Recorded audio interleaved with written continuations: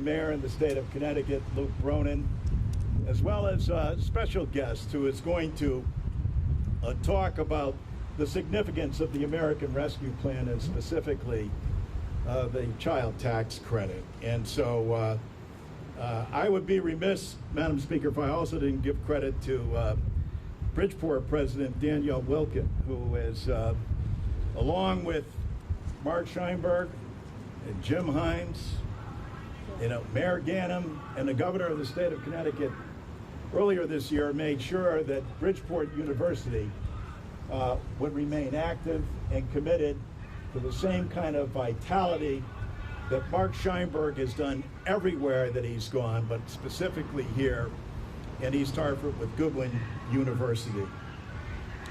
Madam Speaker, Mark Scheinberg also made sure, as a gesture, and I know the governor is aware of this, that during the crisis in Afghanistan and the aftermath, he immediately stepped forward and sent a letter on to the President and the State Department saying that they would take in 200 refugees during this crisis, and that's more than commendable, and I want to thank him for that. We also are going to hear from Carmen Rodriguez today, and Madam Speaker, it's not often that we get to have a mayor that's also a Rhodes Scholar, that, as you noted, has served in the Obama administration, has served with in the gubernatorial administration of Dan Malloy, and as I said earlier, is the hardest working mayor in the state of Connecticut.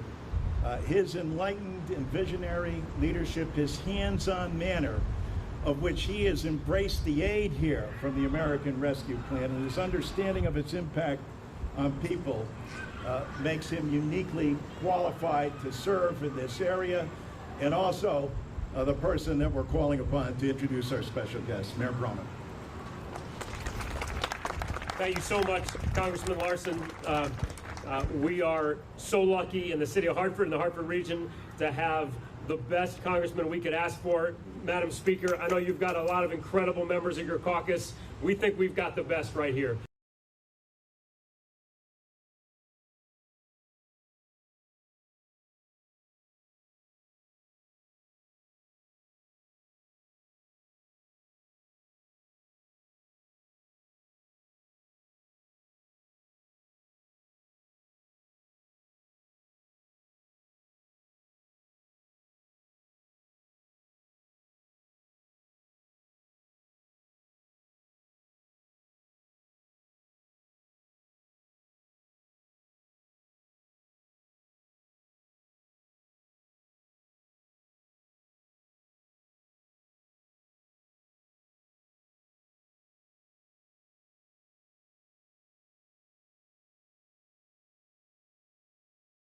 Entire federal delegation for their leadership in passing the child tax credit, because the child tax credit will lift tens of thousands of kids in the greater Hartford area alone out of poverty.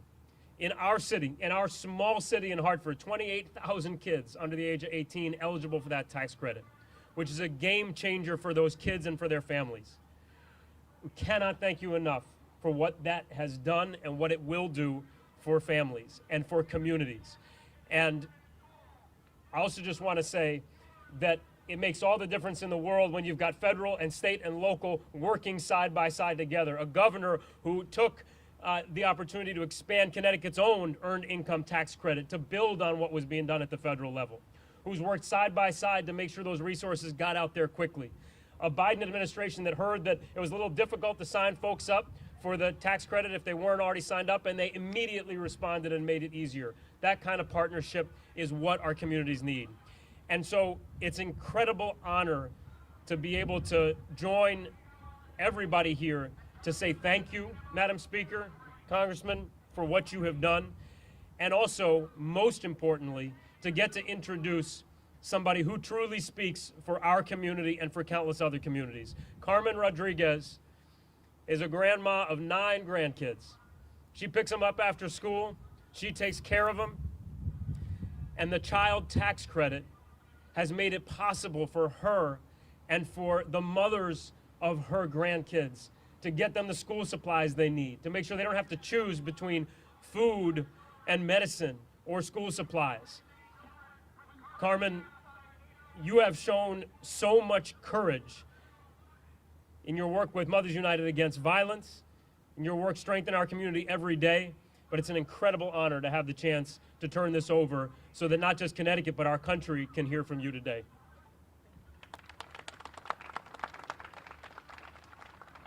Good afternoon, everyone. I'm a member of the United Against Violence. They are important members of our community since 2003. And I'm here because I want to thank the congressman and everyone for the rescue plan, the American Rescue Plan. The child credit was gratefully needed. These kids' education is a year behind or more. These kids were falling behind, and with this money, we could educate our kids and catch them up to the times. I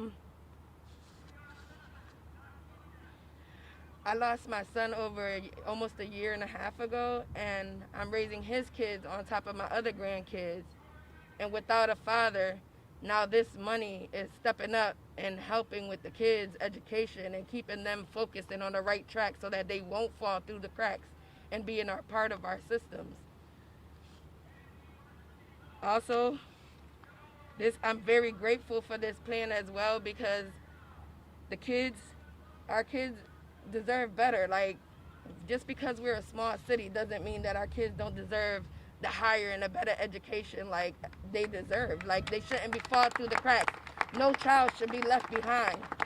Everyone's coming together as communities, leaders, parents, everyone, and this is greatly appreciated because we really need it. We need our kids to have an education. We have so many older doctors and older nurses, and everyone's older that these kids in this generation are gonna have to step up. So we need all the support we could get. And thanks everyone for coming and supporting and showing your affection for these kids that need people to step up for them, strangers, family, everyone step up. Thank you. Thank you so much, Carmen. You can tell an awful lot about a leader and how they conduct themselves, but it's especially revealing in the midst of a crisis. The way that Governor Ned Lamont has handled the COVID crisis is exemplary. He's a leader nationally. What he's done here in the state of Connecticut, and as Mayor Bronin pointed out, working hand in glove with President Biden, the General Assembly, governors all across the state, we couldn't have a more committed leader. Our own Rosa DeLauro, as all of you know, is the author of the child tax credit, something she worked on for more than 18 years. And our work's not done. We're going to make that permanent, and we're going to continue to work alongside Governor Lamont to make sure that happens. Ladies and gentlemen, the Governor of the state of Connecticut, Ned Lamont. Hey, John, thank you. Right back at you in the best congressional delegation in the country. And Madam Speaker, you were here 6 weeks ago. I'm glad you're paying special attention to Connecticut. We love it, and we appreciate it. And let me just build on what Carmen said. You know, Mark and I are all about kids, opportunity, and jobs. And that's what the support we're getting from the federal government is all about. I'm really proud that, you know, Connecticut has a higher percentage of our workforce are women than just about any state in the country. That's because we're one of the most family-friendly states in the country.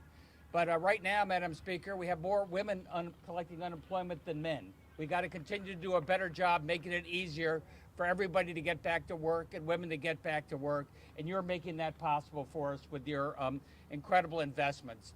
It started with pre and postnatal care to make sure every kid and every young mom gets the very best opportunity to start. The biggest expansion of daycare and childcare in the history of the state, thanks to your incredible good work. And if we get the universal pre-K going in the next round, that makes a difference. It makes a difference in terms of giving every kid the very best opportunity and allowing that parent, allowing that mom to get back to work going forward. And thanks to you, we're doing everything we can to make sure that work pays. And that's how we get people back to work. You know, one of the first states to get the $15 minimum wage.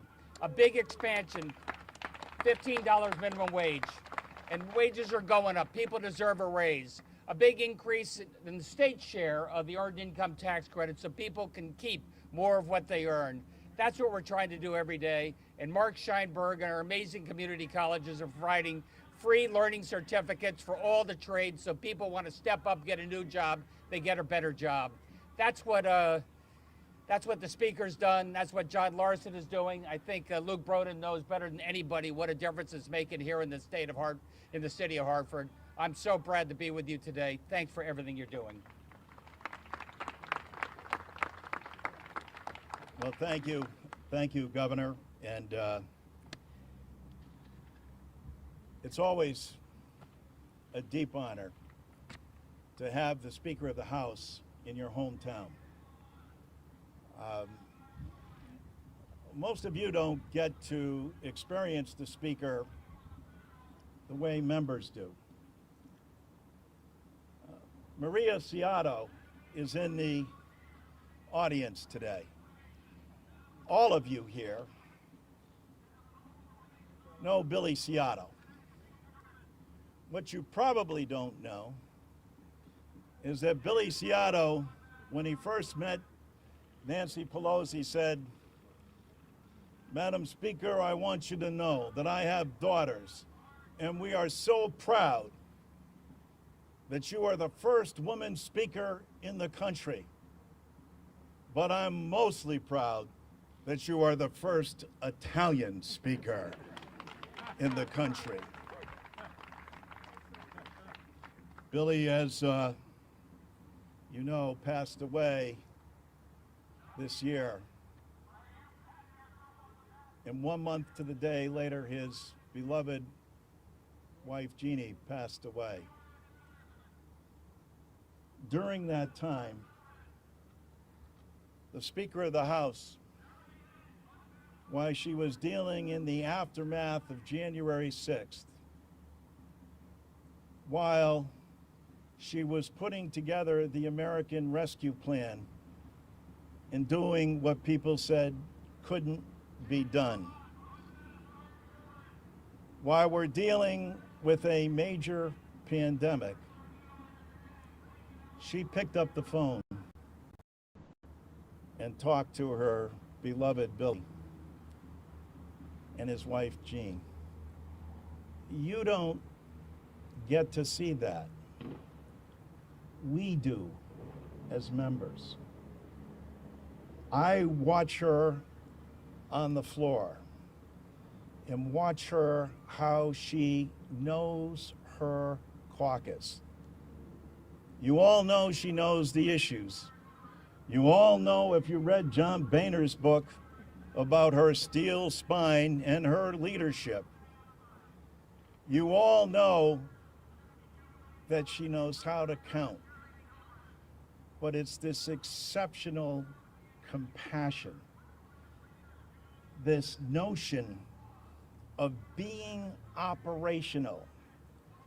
While the Senate, working very hard and having daily conferences back and forth and press conferences at the White House, Nancy Pelosi passed over 200 bills in the House of Representatives. I'm talking this year. And they sit there, and it's why she will go down in history as one of the most consequential speakers in United States history, rivaling Henry Clay, Sam Rayburn, Tip O'Neill. And when I say that, it's not without example. I could cite piece of legislation after legislation, but Rod Yargood, a West Hartford father, talked about what she did for him, and standing up and saying, you know, the Affordable Care Act was so vital to me. And then all of a sudden the Republicans tried to strip that away. But under the leadership of Nancy Pelosi, we brought it back. And his premium went from $1,400 to under $100, and he said, you know what I'm going to do with that money? I'm going to be able to put my 2 daughters through college. This is what the Speaker of the House means. This is what she does. This is why she's the most extraordinary leader I've had the opportunity to serve with. Ladies and gentlemen, the Speaker of the House.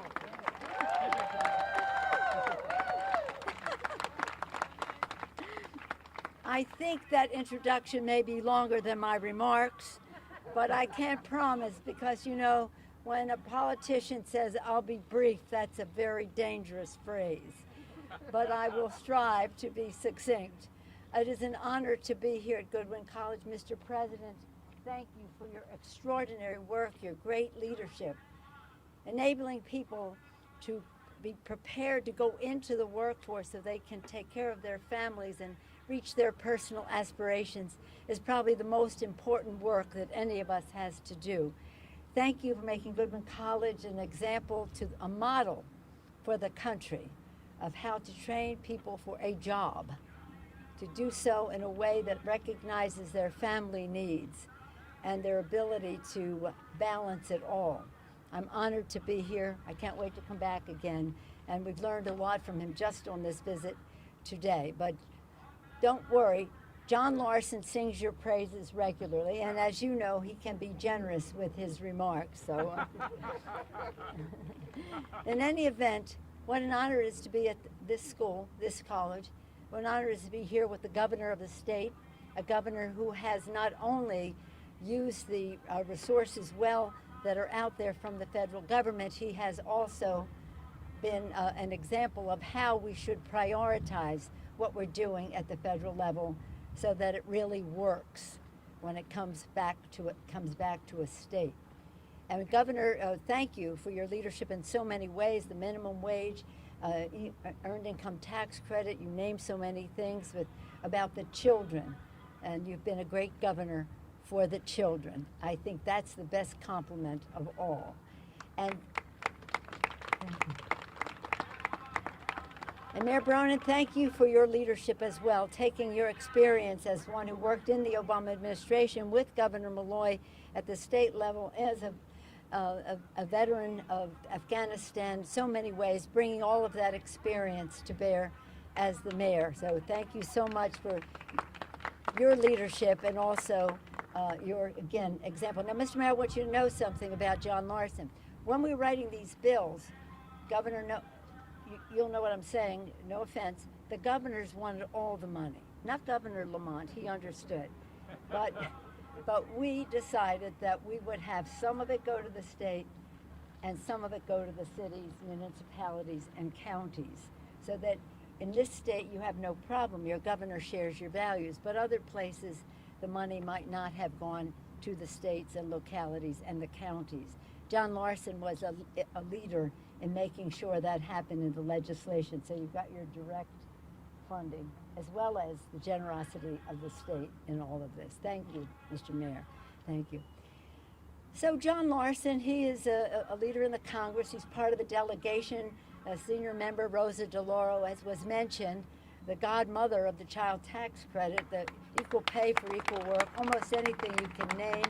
Joe Courtney, we call him Two Submarine Joe, without going into it. Jim Himes, a leader in so many ways, leading up our initiative to study and correct the economic disparity in our country. Johanna Hayes, just the teacher of the year. She brings so much to the delegation, and of course, John Larson. He came at the turn of the century, the 2000th century, came at 1999, and he has been a leader for the children, for their parents in the workforce, for their grandparents on Social Security. Nobody has done more.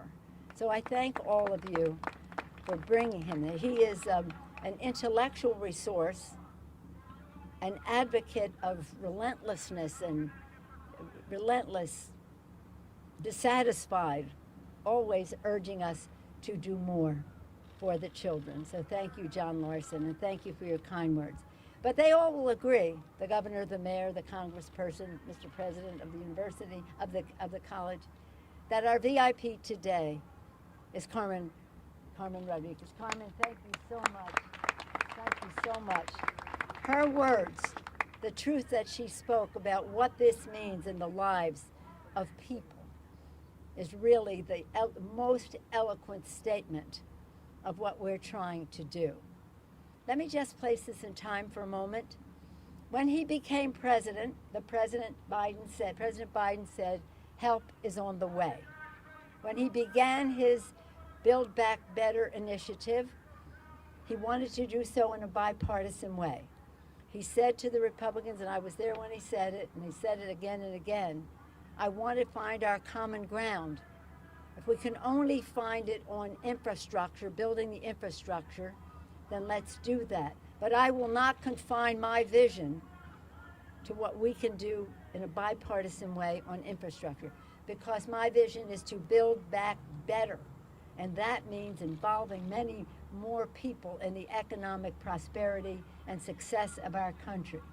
So the Build Back Better initiative not only addresses some of our infrastructure needs, whether it comes to climate change, to save the planet, to fill in, shall we say, places that the infrastructure bill did not address. When I thank the president for his leadership in that regard and keep insisting that we protect the planet for the children, he says, you don't have to tell me, I'm the first person in Congress to ever introduce climate crisis legislation decades ago. So that is something that we're working on in the reconciliation project. And we're here to talk about the child tax credit. But what you should know about the child tax credit, Carmen told us more eloquently than any of us can state. But what I want you to know, it's a part of so much more. For women in the workplace. So I say build back better for the women. For the women, we have the child tax credit.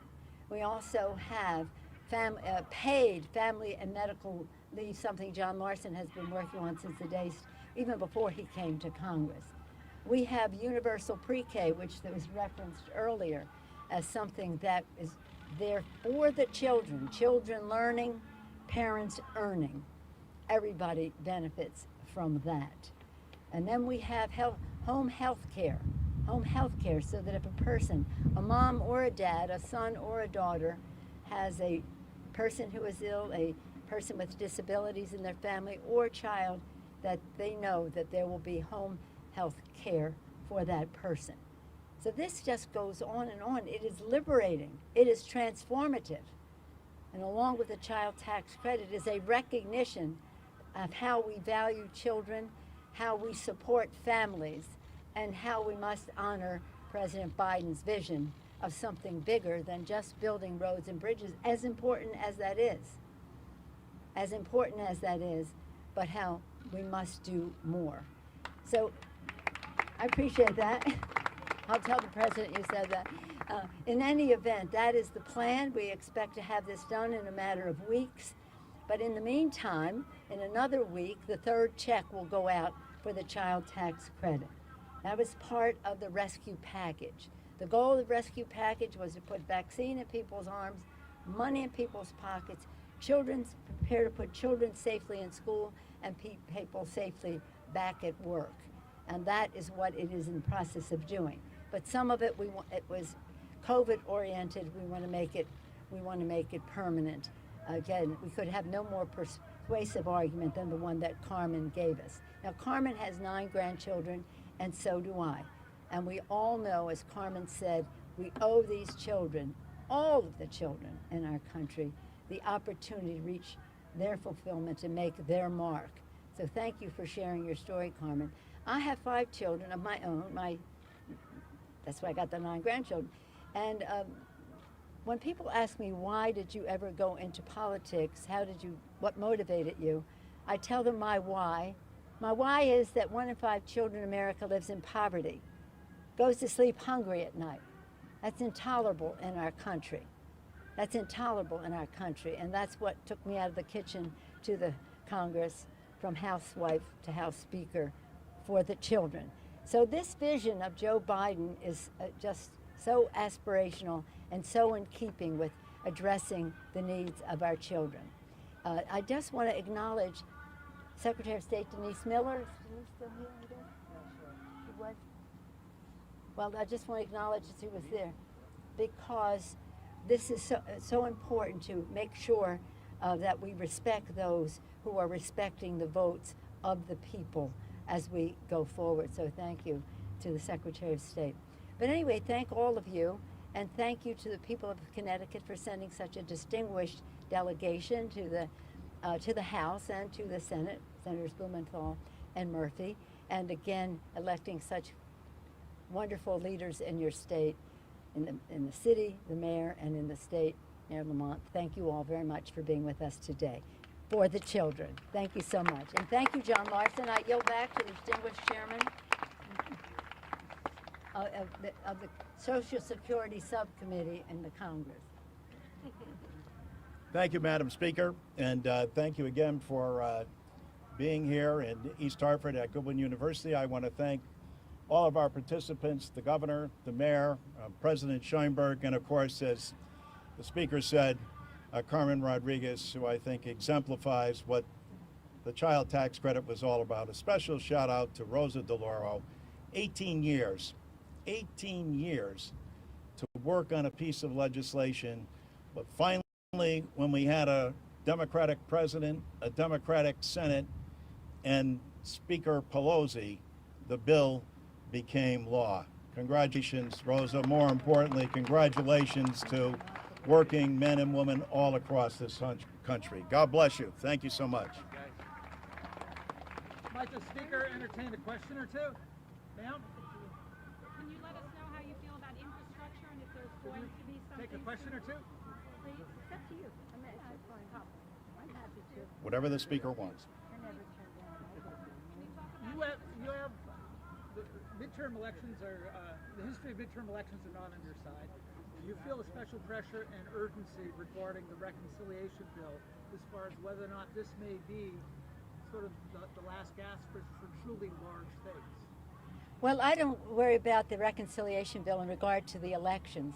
The reconciliation bill is about a vision for our country that is transformative, that frees people to reach their aspirations without concern that their children or their ill parent or their disabled relative are not cared for, and to do so in a way that gives children all the opportunity to go forward. It puts food on the table. I mean, you understand there is so much disparity in our country.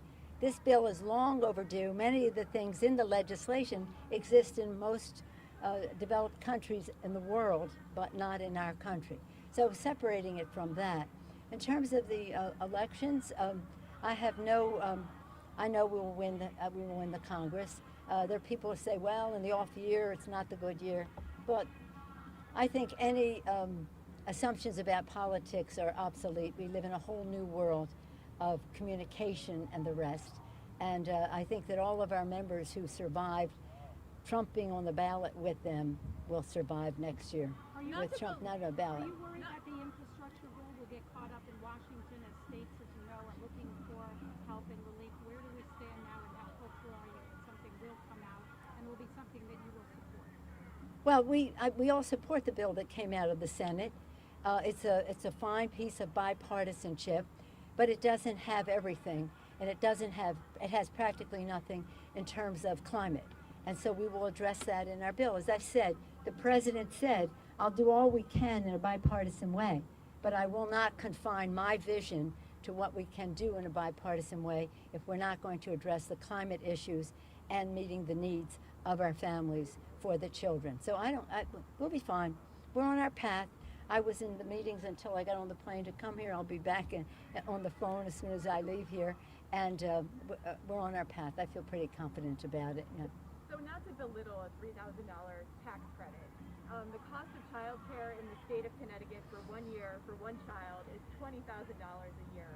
How are you going to get some of this other stuff passed, through the Senate? The Senate seems to be a roadblock.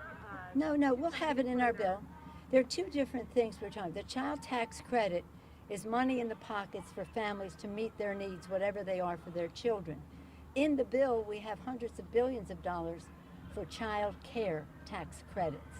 And it goes up pretty high in terms of the families that it will be a middle income as well as an aspiring to middle class credit as well. Will it be That's similar why to it'll be, Will the income levels be similar to what the child tax credit was for the child care tax credit? pretty. Well, we'll see. We're negotiating, but it'll be families.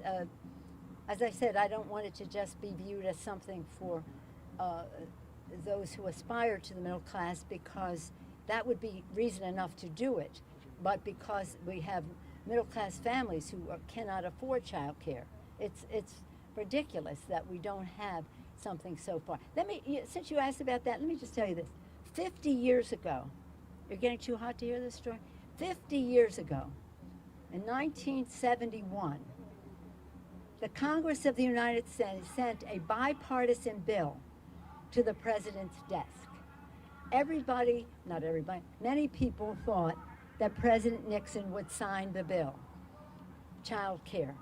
It was about child care.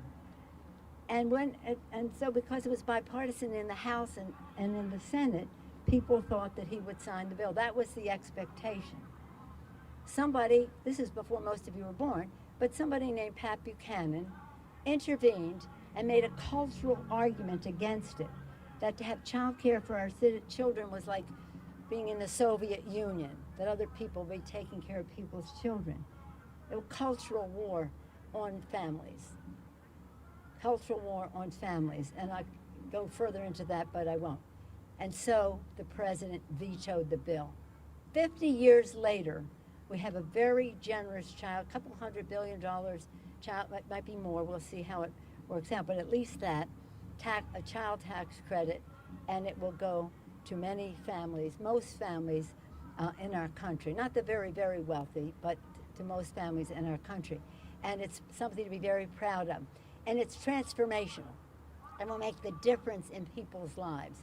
The women of America took the biggest bite of the wormy apple called COVID in terms of losing their jobs. In terms of losing their jobs. Over 4 million women lost their jobs. The children weren't in school, they couldn't afford child care, they just had to stay home. 2 million of them are still not able to go to work now that school has begun, still 2 million. So that can't be. We have to have a system and a society that values our children, respects our child care workers, as well as our home and health care workers, for some children might be older but in need, and even seniors. So this is a remarkable. If you're a family member, if you're a dad or a mom who needs help with child care, or help with child's expenses, or more opportunity for your children in school, or needs family and medical leave if someone gets sick, this bill's for you. This bill is for you. Thank you, Joe Biden. Thank you, everybody. Thank you. John,